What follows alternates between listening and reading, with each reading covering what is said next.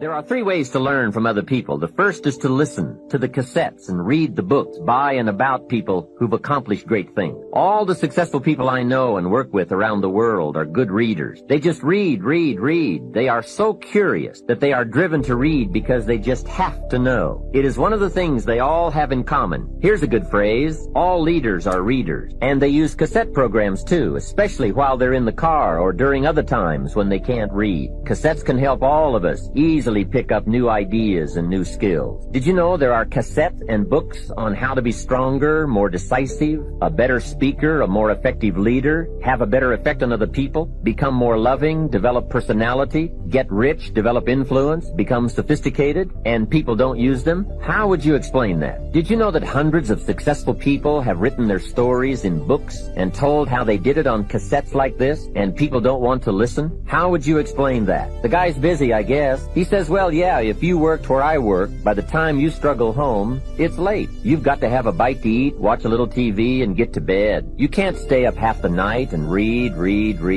And this is the guy that's behind on his bill. He's a good worker, hard worker, sincere. But remember, you can be sincere and work hard all your life and wind up broke, confused, and embarrassed. You've got to be better than a good worker. You've got to be a good reader, a good listener. At least he could hear a good cassette on the way home, right? Now, you don't have to read or listen to educational cassettes half the night. Although if you're broke, it's a good place to start. But here is all I ask. Just 30 minutes a day. That's all. Stretch it to an hour if you can, but at least 30 minutes. Half rich isn't bad. 30 minutes. Hear or read something challenging, something instructional, at least 30 minutes a day. And here's the next key. Every day. Don't miss. Miss a meal, but not your 30 minutes. Hey, you can get along without some meals, but you can't get along without some ideas, examples, and inspiration. There's a Bible phrase that says, humans cannot live on bread alone, or food alone. It says the next most important thing to bread is word. Words nourish the mind. Words nourish the soul. Humans have to have food and words to be healthy and prosperous. Make sure you have a good diet of words every day. I told my staff one day, some people read so little they have rickets of the mind. And also remember, to properly feed the mind, you must have good balance. Don't just read or listen to the easy stuff. You can't live on mental candy. The point is, engaging people have that kind of energy. It doesn't matter who they are, where they are, they have that kind of experience. So what you and I got to do is got to tap that out. So how many of you have had times when you were in the flow, where energy was going through you, like you didn't have to think about it. The right thing was said, the right thing came out of you? Who's been in this place before? Say I. Oh, come on, say I.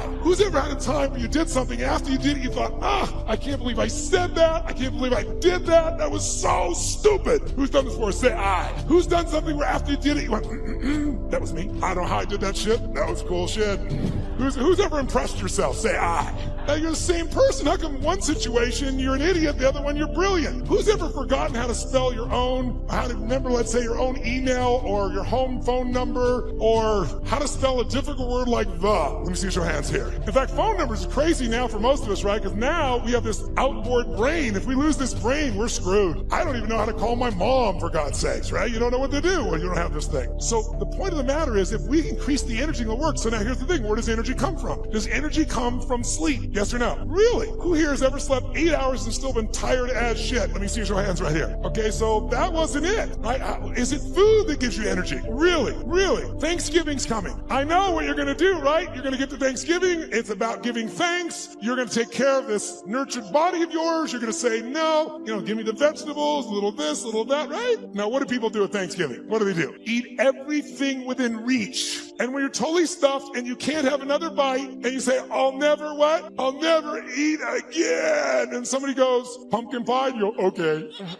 Come on, who knows what I'm talking about here? And by the way, what happens after? You feel like going for a run? What do you want to do at the end of that meal? Tell me what. Who here has ever fasted for 5, 6, 7 days or more, gone on a fast? Does your energy increase or decrease as you no longer eat? Which one? Increases massively. So if it's not food and it's not sleep, don't get me wrong, those are useful, then what is it? The answer is, it's psychology. It's a mindset. It's a decision inside yourself where you say, I will no longer tolerate low energy in my life, because low energy equals shit relationship. That's a technical term. Low energy means low, lousy business. Poor energy means I no longer have the the impact on my children. Someone else with greater energy is going to. And if we can find a way to increase our energy, and here's the good news about it, it's psychology and it's movement. The way you move will create it. For the kingdom of heaven is as a man traveling into a far country, who called his own servants and delivered unto them his goods. And unto one he gave 5 talents, and to another 2, and to another 1, and to every man according to his several ability, and straightway took his journey. Then he that had received the 5 talents went and traded with the same, and made them other 5 talents. And likewise he that received 2, he also gained other 2. But he that had received 1 went and digged in the earth, and hid his Lord's money. And after a long time the Lord of those servants cometh and reckoneth with him. And so he that had received 5 talents came and brought other 5 talents, saying, Lord, thou hast delivered unto me 5 talents. Behold, I have gained besides him 5 talents more. Look at me, God, I did good. That's not in your Bible, that's in mine.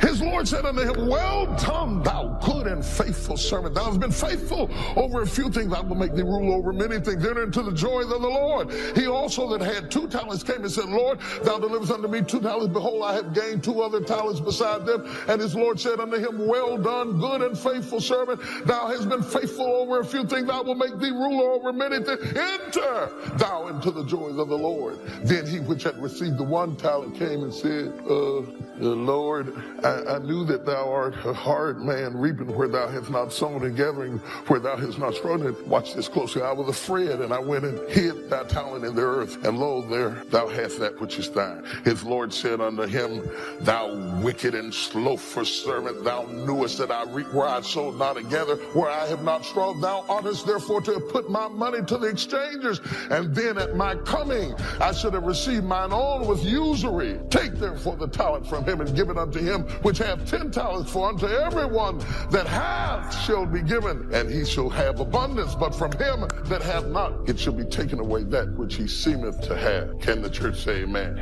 Remain standing. I'm going to pray with you while you're standing. I do that so that you can't sleep while I'm preaching. Tonight I'm going to talk to you about the instinct to increase. The instinct to increase. Say that with me. The instinct to increase. Say it again.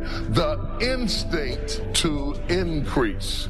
God never intended for you to stay where you started, in where you began. Just maintain, neutralize, and wait on him. There is something down inside of you that God wants to bring forth. The very first command, the very first word that God said to man was be fruitful. In my 30s, I was homeless based off of a decision I made. October 8th, 1985, I walked in a comedy club for the very first time. Never been in a comedy club, but I had been writing jokes all my life. 2 years, I was writing jokes for a dude taking my jokes, going to a comedy club. He was paying me $10 for it. I had never been to a comedy club, had never heard of a comedy club. I was writing for a buddy of mine named AJ Jamal. He would pay me $10 a joke. One day, I was writing some jokes for him, and I was over his house to drop him off, and this girl named Gladys Jacobs came over to the house, and she said, You the dude that's writing the jokes for AJ Jamal? I said, yeah. She said, he the funniest dude at the comedy club. I said, at the what? She said, he's the funniest dude at the comedy club. I'm 27. I've never heard of a comedy. Now, all my life, I wanted to be on TV. I'm going to tell you that story a little. But I just said, man, at the comedy club, she said, you should come. She said, why don't you tell the jokes yourself? Really? Tell the jokes myself? She said, yeah. Now, I'm thinking, I said, man, this could be what I've been asking God my whole life. See, some of you in this spot where you keep asking God, what do I do next? What's my next move? You know the hardest thing about your life? Trying to figure it out. Ain't that hard? But do you know that you ain't supposed to do that? Do you know that God already designed you for a purpose in life? And if you would just simply ask God what it was, he could guide you to it, and the search for what I'm supposed to do would be over. But oh no, we so busy figuring it out. I got news for you. How to do something, the how-to is none of your business. That's what I never knew. So I was just wanting, man, to just be on TV since I was a little kid. And this girl said, come to the comedy. So I go to the comedy club with her. She said, we gonna go Tuesday night. I want you to sign up to perform next week. And then I want you to see how I go first. I said, cool. So I went, I walked in the comedy club. I signed up for the following week. And I sit down. I didn't have no money back then. This girl named Gladys Jacob bought me some chicken wings and grapefruit juice. And I was sitting there watching. It was supposed to be 10 dudes perform. 9 of them went up. Now, I ain't laughed all night. She said, "You're not laughing at none of these jokes." You know why? Because what they were doing was my actual gift. It was the thing I've been doing my whole life. So I wasn't laughing at their joke because I knew everything they was going to say. And I knew everything they should have said where the joke would have really been funny. So I'm just sitting there just a student, man.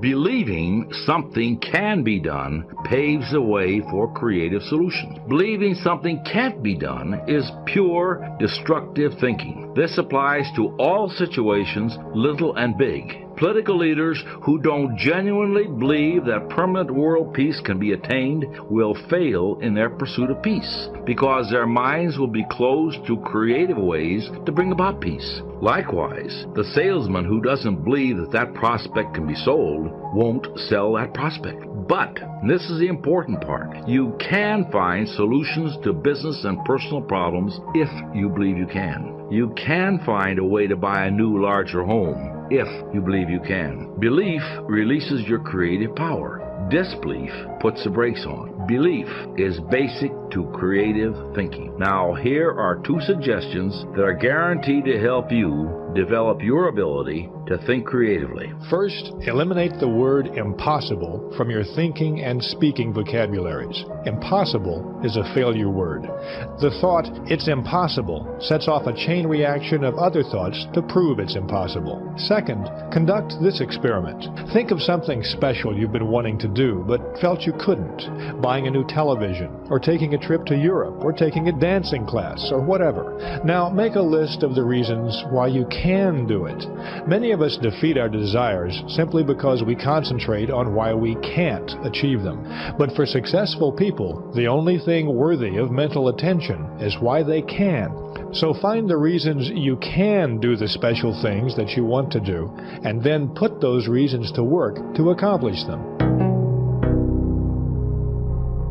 Dr. Wernher von Braun, the scientist who was so instrumental in our manned space flight program, once said something very significant. He said, "Man belongs where man wants to go." Now that's the kind of attitude that gets things accomplished, that gives rise to positive, creative thoughts. That's the exact opposite of the kind of thinking that holds so many people back. I call that kind of thinking traditional thinking. You see, traditional thinking is the enemy of creative thinking. The traditional thinker's mind is paralyzed. The traditional thinker says, it's been this way for 100 years, so it must be good, and it's got to stay this way. Why should we change?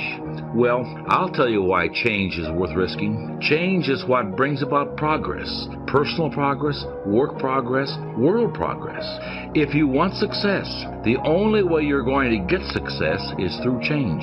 Taking some risk, thinking of new, different, creative approaches to your work, your life. Average people always have resented progress. And in passing, let me define average for you. Average should be defined as the worst of the best and the best of the worst. Average people raised their voices in objection when the first automobiles appeared, on the grounds, they said, that it was natural for us to walk and ride horses. Average people protested when the airplane appeared because people somehow had no right or business flying. Around the turn of the century, a sales executive came up with what he called the scientific principle of sales management. Oh, it received a lot of attention in those days. It even found its way into some textbooks. That principle stated that there is only one best way to sell a product, and the salesperson's job is to find that way and never deviate from it. Well, the truth is that there is no one best way to do anything. There's no one best way to mow a lawn, decorate an apartment, or run a business, or sell a product. There are as many best ways as there are creative minds. Nothing grows in ice. If we let traditional thinking freeze our minds, new ideas can't grow. So, here are some specific ways to fight traditional thinking. Become receptive to new ideas. Welcome new ideas. Destroy those thought repellents. Won't work, can't be done, it's useless, or it's stupid. Become an experimental person. Break up your fixed routines. Expose yourself to new restaurants, new books, new theaters, or new friends. Take a different route to work some days, and take a different vacation this year. Do something new and different this weekend. If you work in distribution, develop an interest in production, accounting, finance, and the other elements of business. This gives you greater breadth and prepares you for larger responsibilities. Be progressive, not regressive. Don't say, that's the way we did it where I used to work, so we ought to do it that way here. But say instead, how can we do this better than we did where I used to work? Use forward progressive thinking in every facet of your life. Get up an hour earlier and do some daily planning, or think of some other way to vary your daily routine. Remember, traditional thinking is personal enemy number 1 of your creative success program.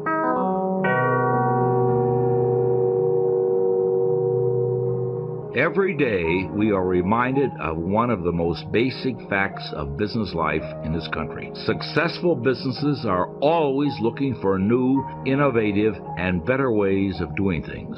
Automobile companies are constantly striving to keep up with the public's changing needs and desires. Advertising agencies constantly seek new ways to sell products. The food industry is always looking for better production and distribution methods. The search for improvement is vital, never-ending, and absolutely essential to the survival of competitive businesses. And by the same token, it's vital to the success of anyone who wants to improve his or her lot in life. Absolute perfection in any human endeavor is, of course, unattainable. This means that there's endless room for improvement. Successful people, like successful business, are always searching for a better way. You can do this too, as an important part of your personal program for success. Each day, before you begin work, devote 10 minutes to thinking, how can I do a better job today? And ask, what can I do today to encourage my employees? What special favors can I do for my customers? How can I increase my personal efficiency? This exercise is simple, but it's also very effective. Try it, and you'll find unlimited creative ways to win greater success. I know where I come from. You know, somebody asked me, they said, Steve, why you work so hard? Because I'm running from my past. See, I'm running from my past. The person you see today is not who I've always been. God changed me, man. God turned me into this man. He been making me. God has been shaping me for a lot of years. It's like when you make mistakes. You make mistakes so you can learn. You don't learn from winning. You learn when you lose it. See, Michael Jordan, when I was telling you about them shots he made, the only reason he was making the game-winning shot, because they was losing. They was losing. You got to lose to understand the winning side of life. So I've always understood that much of my life. I done slid off track here with your question because I wanted to say something else. Whoa. How to stay humble and grounded in a world where you're succeeding? See, a lot of times when I'm talking, I go off into a story and then I forget where I was at. I'll keep you on track. I just had that moment just now. I knew y'all didn't know what I was doing because you stopped clapping. So I said, okay, cool, must be making law. Don't try to tell me. Don't try to help me now. But listen, it's important to just remember where you come from. Just remember. That's the one thing that'll keep you humble. You have to remember where you're from and you have to be grateful because it can go the other way. See, you can want to be successful, but without God's grace and mercy, you won't become successful. So why would you get there and all of a sudden swell up? I'm the greatest now. No, you're not. No, you're not. You have to remember where you're from and you have to stay grateful. There's not a day that I don't thank God for this life he's given me. There is not a single day. Because when I was homeless, you know, I made God a promise. I told God, I said, God, if you let me make it, if you just let me make it, when I get there, I'm going to tell everybody it was you. So that's my mission. See, let me show you this. Your career is what you're paid for. Your calling is what you're made for. God made me famous and I made money. That was for my career. But his calling to me was to show other people how to get a house on the hill. So that became why I was famous. To show other people how to be this way.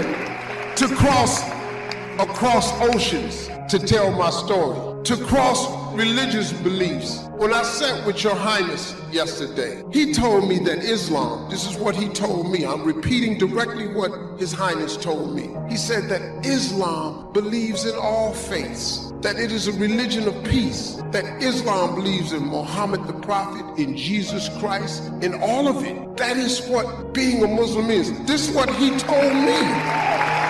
He made me yesterday comfortable with who I was.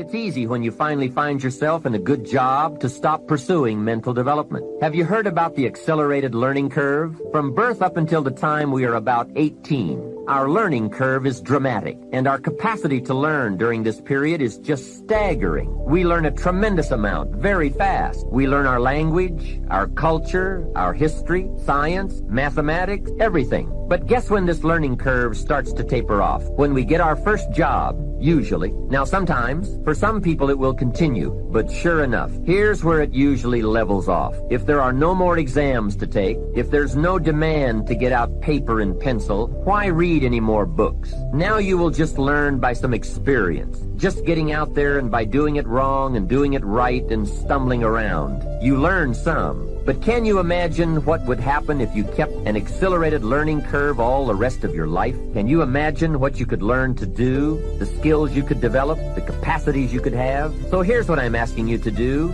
Be that unusual person who keeps up his learning curve. Succeeding in life is not usual. It's unusual. You need to develop some unusual habits to earn the outstanding rewards. A friend of mine said, a standard education will get you standard results. You want a lot more than standard results? You need to become a lot more than a standard person. And now I've got some more good news for you. Never before in the history of the world has it been easier for someone like you or me to become educated, skilled, highly creative, innovative, and spilling over with profitable ways of thinking. I'm talking about making full use of audio cassettes like the one you're listening to now. You can turn your automobile into a professional growth seminar on wheels. I'm serious. Cassettes can turn the time you spend driving your car, dressing in the morning, or exercising into solid, effective personal development. While your friends are vegetating on the way to work, listening to the radio that doesn't help them one bit to do a better job,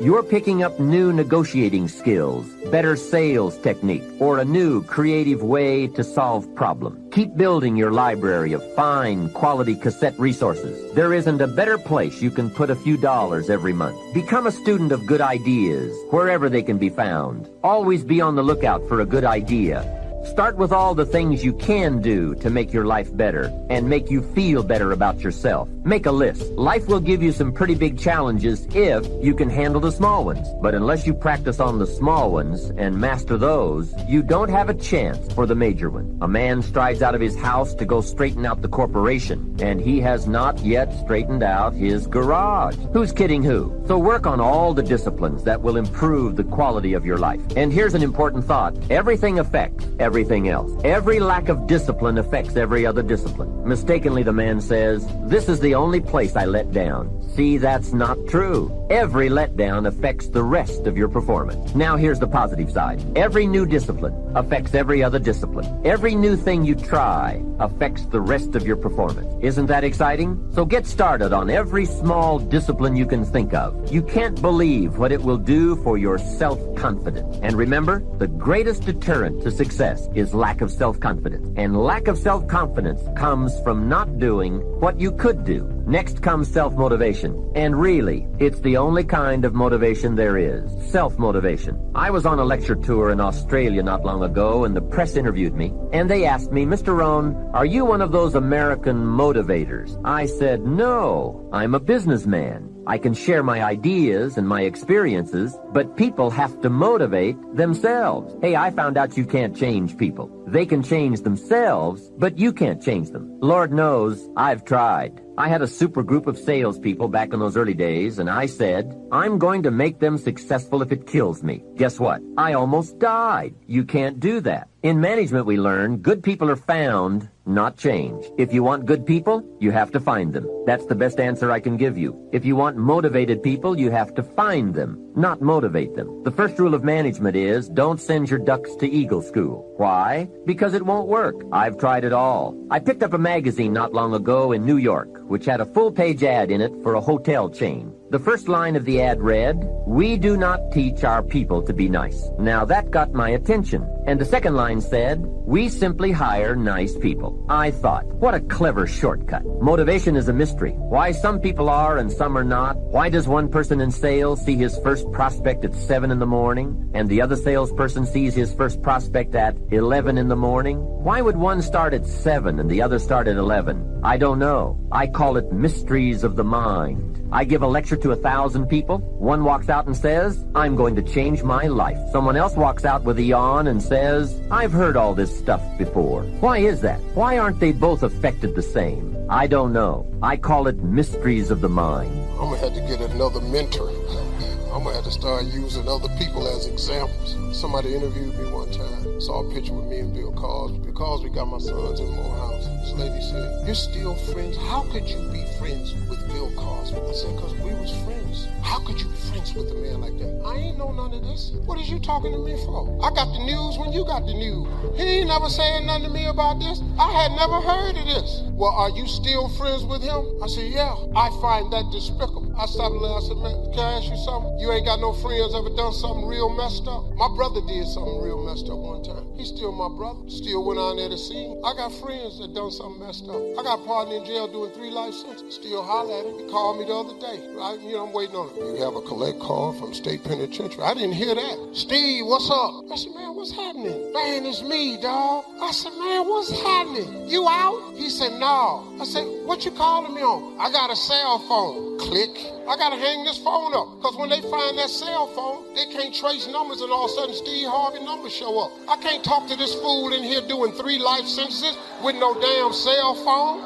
I had to change my number. Man, you got to be crazy. You can't call me. You're doing 3 life sentences. I'm famous. I can't be talking to you. Then he gonna call my other partner. "Man, I can't believe Steve hung up on me." What is it that you can't believe? So yeah, Bill Cosby was still my friend, but he taught me something. He said, "Steve, when you have the ability to make people laugh, you have their undivided attention." He said, "Once you have their undivided attention, you can slide them messages, but you gotta be smart with the messages you slide." So I decided once I got out of comedy, what message could I slide them and still do my comedy? What better message than faith and hope? While you sitting in this room trying to get to the next level, listen to me. There will be no more levels for you unless you get to the next level of your faith. There ain't no more levels for you, partner. You where you at. But listen to me, quick. You know why I didn't want to be a person of faith? Because I was afraid that God was going to have me doing something that I didn't want to do. I didn't want to go knocking on doors. Jesus loves you. People hiding behind couches, treating me like I'm a Jehovah's Witness. You know how they do. Ding dong. Oh, I got the beating of my life. My mama said it's Saturday morning between 10 and 2. Now, you know they come by and ring the doorbell? Don't go to that door. 12 o'clock, ding dong. "Hello, is your mama here?" Wait a minute. Mama, it's the people at the door. Didn't I tell your black ass not to go to that door? What is you going to the door for? Who is at the door? Them people with them Bibles? Pow! I'm not here, and I told you not to tell nobody I was here. My mama say she not here. Boy, that's so stupid.